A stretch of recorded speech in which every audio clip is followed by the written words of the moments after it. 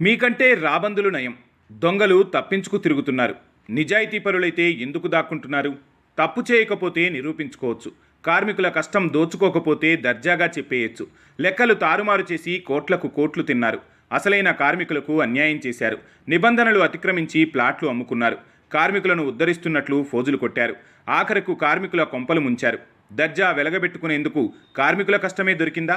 కార్మికుల చెమట మీదనే బతకాలనిపించిందా? తప్పించుకొని తిరగడం గొప్ప కాదు.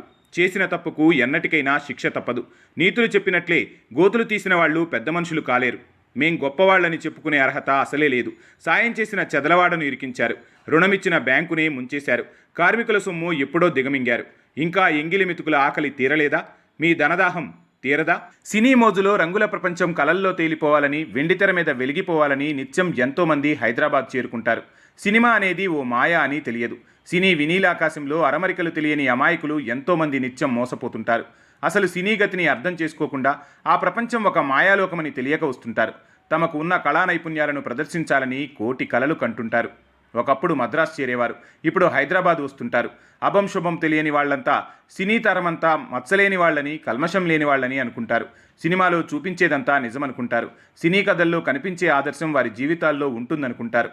అలా కళను నమ్ముకొని, వెండితెరను ఏలుతున్న కళాకారులను నమ్ముకొని వచ్చి జీవితాలు ఆగం చేసుకుంటారు. అలాంటి వారిని ఆదరించినట్లు నమ్మించి మోసం చేసేవాళ్ళు కోకొల్లలు ఉంటారు. వాళ్ళంతా పైకి ఎంతో పెద్ద మనుషులుగా కనిపిస్తారు. కానీ వాళ్లే కార్మికుల కష్టం దోచుకుంటారు. వారి రక్తాన్ని జలగల్లాగా మార్చి పీల్చుకు తింటారు. సినిమా రంగంలో, సినిమాకు అవసరమైన అన్ని రంగాలలో ఎంతోమంది కార్మికులు ఉంటారు. ఒక్కసారైనా తెర మీద కనిపించాలనుకునేవారు కొందరు. జీవితంలో ఒక్క సినిమాకైనా పనిచేయాలనుకునేవారు ఇంకొందరు. సినిమా అన్న లోకంలో ఏ పని చేసినా పర్వాలేదు అనుకునేవారు మరికొందరు. ఇలా 24 క్రాఫ్టుల్లో నిత్యం వేలాది మంది పనిచేస్తుంటారు. అందులో చాలామంది వెట్టి చాకిరీ చేస్తుంటారు. ఒక్క ఛాన్స్ అనుకుంటూ జీవితమంతా ఛాన్సులు లేకుండా పోయేవాళ్ళు చాలామందే ఉంటారు. అలా సినిమాను నమ్ముకొని జీవితమంతా ఎదురు చూసేవారిలో కొందరు అప్పుడప్పుడు అక్కడ దొరికే పనిని కూడా దైవంగా భావించి పనిచేసేవాళ్ళుంటారు. వారిని కూడా అటు సినీ వర్గాలు ముంచేస్తూనే ఉంటాయి. శ్రమను దోచుకుంటూనే ఉంటాయి. మరోపక్క వారు చేసిన కష్టాన్ని దోచుకునేవారు కూడా కాచుకొని కూర్చుంటారు. ఆఖరుకు నిలువు దోపిడీ చేసేవారు కూడా ఉంటారు. అలాంటి దోపిడీ చేసిన వాళ్ళు అక్కడే వెలిగిపోతుంటారు. దోపిడీకి గురైన వారు కొడిగట్టిన దీపంలా అక్కడే మినుగురు పురుగుల్లా తిరుగుతుంటారు. అలాంటి వారిని మోసం చేసిన రాబందులు అక్కడే తిరుగుతుంటాయి. అలా దోపిడీకి గురై జీవితకాలం సొంత ఇంటి కోసం చకోర పక్షుల్లా ఎదురుచూసేవారు చూస్తూనే ఉన్నారు. ఆశతోనే బతుకుతున్నారు. వాళ్ల ముందే అసలు సినిమాకు సంబంధం లేని వాళ్ళెంతోమంది చిత్రపురిలో నివాసం ఉంటున్నారు. ఇదెలా సాధ్యం అని సామాన్యులకు అర్థం కాని మాయా ప్రపంచం అక్కడే ఉంది. మహానగరంలో మాయగాళ్లు అక్కడే ఉన్నారు. పెద్ద మనుషులుగా ఇప్పటికే చలామణి అవుతూనే ఉన్నారు. శుద్ధపూసలుగా తమను తాము సెల్ఫ్ డబ్బాలు కొట్టుకుంటారు. కార్మికుల చెమటను జుర్రేస్తుంటారు. చిత్రపురిలో చిత్ర విచిత్ర విన్యాసాలు చేస్తూ దశాబ్దాల తరబడి దోచుకు తింటున్నారు. సొసైటీ పేరుతో కార్మికుల సొమ్మంతా దిగమింగేస్తున్నారు. పట్టించుకున్నవారు లేరు. పాలకులకు పట్టదు. అడిగిన వారి మాటకు విలువుండదు. ఎవరూ తోడు రారు. ఆదరించేవారు కరువు. సినీ పెద్దల దాకా చేరదు. పెద్దల ముసుగేసుకున్న వారే దోచుకుంటుంటే పట్టించుకునేందుకు ఎవరికీ ధైర్యం చాలదు. ఇలాంటి పరిస్థితుల్లో సగటు కార్మికుని వేదన అరణ్య రోదన కాకుండా ఎలా ఉంటుంది? మద్రాసు నుంచి సినీ పరిశ్రమ హైదరాబాద్ వచ్చినప్పుడు హీరోలు, నటులు, పెద్ద పెద్ద టెక్నీషియన్లకు ఎలాంటి ఇబ్బంది లేదు. వారికి సంపాదన ఎక్కువే. అన్ని రకాల సౌకర్యాలు ఉండేవి. ఎటొచ్చి సగటు కార్మికుడు అనేక ఇబ్బందులు పడుతుంటాడు. ఇది చూసి చెలించిన ఒకప్పటి నటుడు ప్రభాకర్ రెడ్డి కార్మికులకు గూడు కల్పిస్తే సినీ రంగం హైదరాబాదులో స్థిరపడుతుందని ఆలోచించాడు. చొరవ తీసుకుని అప్పటి ప్రభుత్వాన్ని ఒప్పించాడు. ప్రభుత్వం ముందుకొచ్చి 63 ఎకరాలు కేటాయించింది. దాంతో సినీ వర్కర్స్ కోఆపరేటివ్ సొసైటీ ఏర్పాటు చేశారు. సహజంగా సొసైటీలో 4800 మంది వరకు సభ్యులుండాలన్నది నిబంధన.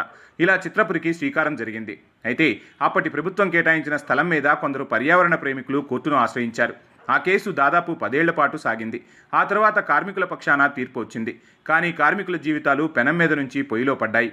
10 ఏళ్ల పాటు కొట్లాడిన కార్మికులకు వరం కావాల్సిన చిత్రపురి కొంతమంది గద్దలకు ఏటీఎంగా మారిపోయింది. ఇక అప్పటి ఆవు నుంచి పాలు పితికినట్లు సొమ్ము చేసుకుంటూనే ఉన్నారు. ఒట్టిపోయిన ఆవును మార్చినట్లు మార్చేశారు. ఇప్పుడు అక్కడ కార్మికుడికి స్థానం లేదు. ఇప్పుడు కొనుక్కోవాలంటే కార్మికుడికి స్తోమత సరిపోదు. ఆ స్థలాల కోసం కొట్లాడిన వారికి అక్కడ జాగా లేదు. ఇలా మార్చిందెవరు? ఇంత దుర్మార్గం చేసిందెవరు? చిత్రపురిని ఆదాయ మార్గంగా చేసుకున్నదెవరు అన్న ప్రశ్నలకు అందరికీ సమాధానం తెలుసు. కానీ ఎవరూ మాట్లాడలేరు. కానీ ప్రభుత్వం స్పందించింది. న్యాయ వ్యవస్థ కరుణించింది. దాంతో చట్టం ముందుకొచ్చింది. ఓ 21 మంది మీద కేసులు నమోదు చేసింది. ఇంతకాలం కార్మికుల కష్టం రాబందుల్లా దోచుకు తిన్న వారి పేర్లు బయటకు వచ్చాయి. వారిలో సొసైటీ చైర్మన్ను అరెస్టు చేశారు. మిగతా వాళ్ళు మాత్రం అరెస్టు కావడం లేదు. కారణం పోలీసులు చెప్పే సమాధానం వాళ్ళ ఆచూకీ తెలియడం లేదని. ఇదెక్కడి విడ్డూరం? వాళ్ళంతా ప్రజల్లోనే ఉన్నారు. పలుకుబడిని ఉపయోగించి తప్పించుకు తిరుగుతున్నారు.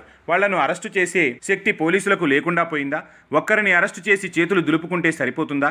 గత 2 దశాబ్దాలుగా చిత్రపురి సొసైటీ పేరుతో దర్జాగా దోచుకుతుంటూ విలాసవంతమైన జీవితాలు గడుపుతున్న వాళ్ళు పెద్ద మనుషులుగా కనిపిస్తున్నారా? వాళ్ళు చేసిన అరాచకాలు అన్నీ ఇన్ని కావు. ఆ సొసైటీ సభ్యులు కార్మికులే కాదు, ప్రభుత్వాన్ని మోసం చేశారు, బ్యాంకులను మోసం చేశారు. చివరికి సాయం చేయడానికి ముందుకొచ్చిన నిర్మాత, మాజీ ఎమ్మెల్యే చెదలవాడ శ్రీనివాసరావును కూడా మోసం చేశారు. కార్మికులకు ఇల్లు కట్టుకునే స్తోమత లేని సమయంలో ఎస్బీఐ కార్మికుల ఇళ్ల కోసం 100 కోట్ల రుణం మంజూరు చేసింది. అందులో మొదటి దఫా 50 కోట్లు ఇచ్చింది. కానీ చిత్రపురి సొసైటీ ఆ సొమ్మును విలాసాలకు వాడుకుంది. దాంతో బ్యాంకుకు ఇవ్వాల్సిన మిగతా రుణం ఆపేసింది. ఇక కార్మికుల నుంచి లక్షలు వసూలు చేశారు. ఏ నిర్మాణాలకైనా ముందు 10% అడ్వాన్సులు చెల్లిస్తారు. కానీ కార్మికుల నుంచి సొసైటీ 25% వసూలు చేసింది. ఇలా కార్మికులను అన్ని రకాలుగా సొసైటీ వంచింది. అయినా ఎక్కడ వేసిన గొంగలి అక్కడే ఉంది.